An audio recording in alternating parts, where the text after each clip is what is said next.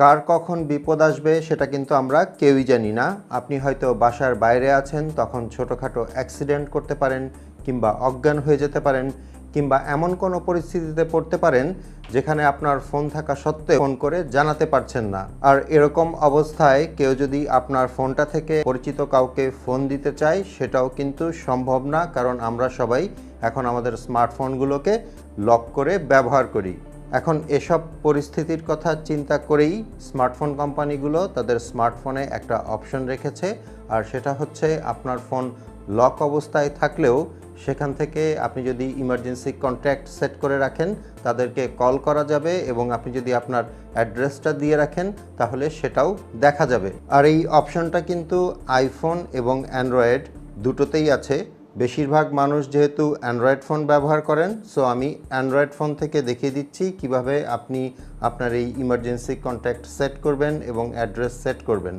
এখন আমি Android phone থেকে দেখিয়ে দিচ্ছি কিভাবে আপনি আপনার নিজের ইনফরমেশন এবং ইমার্জেন্সি কন্ট্যাক্টস সেট করবেন, সো দ্যাট লক স্ক্রিন থেকে সেটা অ্যাক্সেস করা যায়। আপনার ফোনের সেটিংসে চলে যাবেন। সেটিংসে গিয়ে একটা অপশন পাবেন, সেফটি অ্যান্ড ইমার্জেন্সি, এটার ওপর ট্যাপ করবেন। এখানে প্রথমে একটা অপশন দেখতে পাচ্ছেন মেডিকেল ইনফরমেশন, এটার ওপর ট্যাপ করবেন। এখানে দেখতে পাচ্ছেন name, blood type, allergies, medications এবং অ্যাড্রেস, সবগুলো অপশনই আছে। সো আপনি জাস্ট এই নেমের ওপরে যদি ট্যাপ করেন, এরপর আপনি আপনার নামটা এখানে দিয়ে ওকে করে দিবেন। তারপরে রক্তের গ্রুপের জন্য পরের যে অপশনটা আছে ব্লাড টাইপ, এটার ওপর ট্যাপ করবেন। আপনার রক্তের গ্রুপ যদি জানা থাকে তাহলে সেটা সিলেক্ট করে দিবেন, অথবা একদম নিচে যে আননোন অপশনটা আছে সেটা সিলেক্ট করে দিবেন।